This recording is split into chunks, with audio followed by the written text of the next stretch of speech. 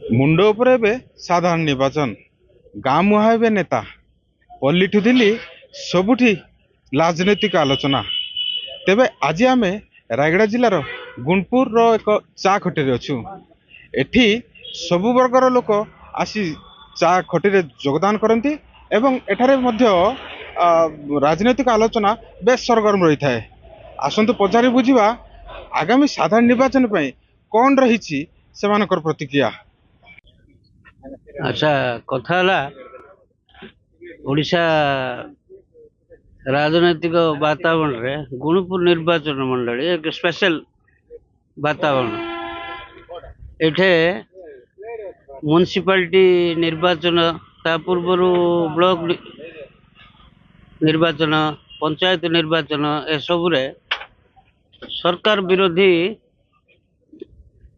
ହାବା ଜଣା ପଡୁଥିଲା ଏବଂ ପ୍ରକୃତରେ ସେ ସବୁ ବିଜେଡି ବିରୋଧୀ ସବୁ ଜିତିଛନ୍ତି। ବର୍ତ୍ତମାନ ବିଜେଡି, ବିଜେପି, କଂଗ୍ରେସ ଏ ତିନି ଜଣଙ୍କ ଭିତରେ ନିର୍ବାଚନ ପ୍ରତିଦ୍ୱନ୍ଦିତା ହେଉଥିବା ସ୍ଥଳେ ପ୍ରକୃତରେ ବିଜେଡି ଏବଂ କଂଗ୍ରେସ ଭିତରେ ଫାଇଟିଂ ହବ। କିନ୍ତୁ ସାଧାରଣ ଜନତାଙ୍କର ଯାହା ଚର୍ଚ୍ଚା ହେଉଛି, ସେ କଂଗ୍ରେସ କ୍ୟାଣ୍ଡିଡେଟ୍ କିଏ ହେଉନା କାହିଁକି, କିନ୍ତୁ କଂଗ୍ରେସ ପ୍ରତି ସାଧାରଣରେ ଭୋଟ ଦେବା ପାଇଁ ଚର୍ଚ୍ଚା ହେଉଛନ୍ତି। କିନ୍ତୁ ଏ ଭିତରେ ବିଜେଡି ଜିଲ୍ଲା ସଭାପତି ବଦଳ ହେଇଛନ୍ତି।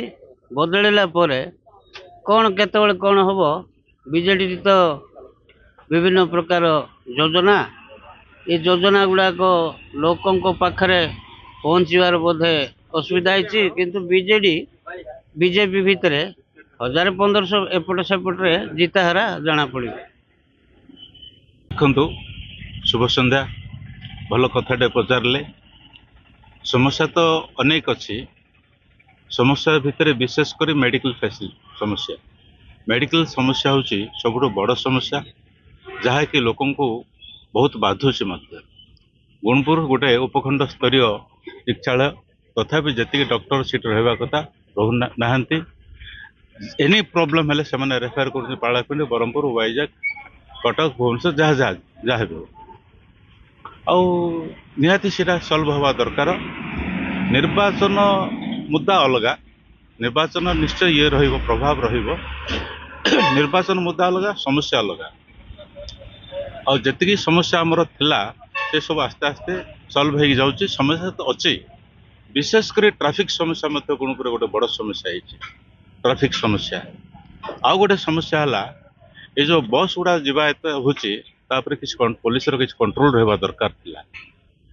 ଆଉ ଗୋଟେ ବଡ଼ ସମସ୍ୟା ଏବେ ହେଇଛି, ଯେଉଁ ବାଇପାସ୍ରୁ ବିକ୍ରମପୁର ପର୍ଯ୍ୟନ୍ତ ଯେଉଁ ରାସ୍ତାରେ ହେବା କଥା ବହୁତ ଦିନ ହେଇଗଲାନି, ସେଟା ହେଇପାରୁନି। କାରଣ କିଛି ଜଣାପଡ଼ୁନି, କେଉଁଠି ଅଟକିଛି, କାହିଁକି ଅଟକିଛି। ଆଉ ତାର ଯେତେ ଶୀଘ୍ର ସମ୍ଭବ ସମସ୍ୟା, ତା ରାସ୍ତାଟା ହେଲେ, ରାସ୍ତା ଅନ୍ଧାର, ଲାଇଟ୍ ନାହିଁ, ଆଉ ଖାଲ ଢିପ, ବିଭିନ୍ନ ଆକ୍ସିଡେଣ୍ଟ ହେବାର ମଧ୍ୟ ବହୁତ ସମ୍ଭାବନା, ଚାନ୍ସ ଅଛି। ଆଉ ସମସ୍ତଙ୍କର ସହଯୋଗ ହେଲେ ଆଗାମୀ ଦିନରେ ଆମେ ଯିଏ ବି ଆସନ୍ତୁ, ପ୍ରାର୍ଥୀ ଯିଏ ବି ଆସନ୍ତୁ, ଲୋକ ଯାହାକୁ ଗ୍ରହଣ କଲେ ଆମେ ତାକୁ ସ୍ୱାଗତ କରିବୁ। ଆଉ ସେ ଲୋକଙ୍କ ସହିତ ସାମିଲ ରହିବା ଦରକାର। ସାମିଲ ହେଲେ ସମସ୍ୟା ଗୁଡ଼ାକ ଆମର ସମାଧାନ ଇଜିରେ ହେଇପାରିବ। ବର୍ତ୍ତମାନ ଆପଣ ଯେଉଁ ପ୍ରଶ୍ନ କରିଛନ୍ତି ରାଜ୍ୟ ସରକାର ଆଉ ତାଙ୍କର କାର୍ଯ୍ୟଦକ୍ଷତା ଉପରେ, ଲୋକଙ୍କର ଚାହିଦା ଅନୁସାରେ ବିଭିନ୍ନ କାର୍ଯ୍ୟକ୍ରମର ସଫଳତା ଆଣିବା ଯେକୌଣସି ସରକାର ହେଉନା କାହିଁକି ତାଙ୍କ ପାଇଁ କଷ୍ଟକର। କାରଣ ପ୍ରତ୍ୟେକ ମଣିଷର ମୌଳିକ ଅଧିକାର ଅଛି, ସବୁ ଜିନିଷ ପାଇଁ ସେ କିଛି ନା କିଛି ଚାହିଁ ରହିବ, ଚାହିଁଛି ମଧ୍ୟ। ଆଶା ଓ ବିଶ୍ୱାସ ଆଗାମୀ ସରକାର ଯଦି ବି ରାଜ୍ୟ ସରକାରଙ୍କ ହାତକୁ ଆସେ, ଯଦି ବି କିଛି ମୌଳିକ ସୁବିଧା ଜନିତ ଅସୁବିଧାରେ ଲୋକ ଆଜି ଆଉଟୁ ପାଉଟ ହେଉଛନ୍ତି, ସେଇ ଜିନିଷରୁ ସେମାନଙ୍କୁ ମୁକୁଳେଇବା ହେଲା ରାଜ୍ୟ ସରକାରଙ୍କ ପ୍ରଥମ କର୍ତ୍ତବ୍ୟ ହେବା ଉଚିତ। ତା ସହିତ ଶିକ୍ଷାଗତ, ସ୍ୱାସ୍ଥ୍ୟଗତ ସମସ୍ୟା ଆଜିକା ସମୟରେ ମଧ୍ୟବିତ୍ତ ପରିବାରଙ୍କ ପାଇଁ ଏକ ବିଶିଷ୍ଟ କଷ୍ଟସାଧ୍ୟ ହେଇଛି।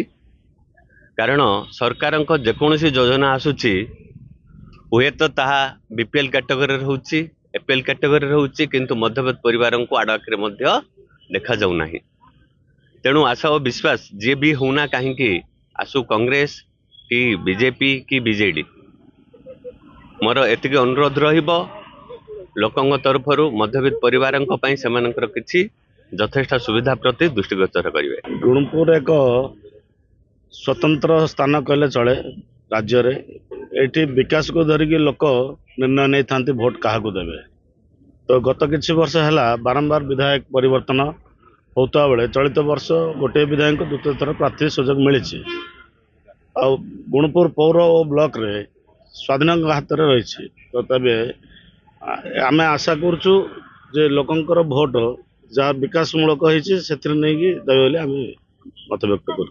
ग्रीष्म प्रभाव जो भाव में गरम राजनीति एवं गुणपुर ठारे से भाव सरगम जार ना गतिमती ता ना हूँ राजनीति जार ना गतिमती ता ना हूँ राजनीति।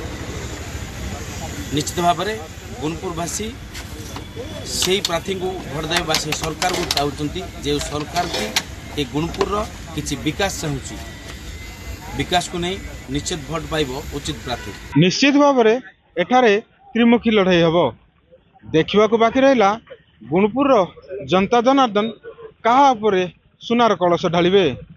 रायगड़ा जिला गुणपुर राकेश कुमार पाढ़ी, OTV।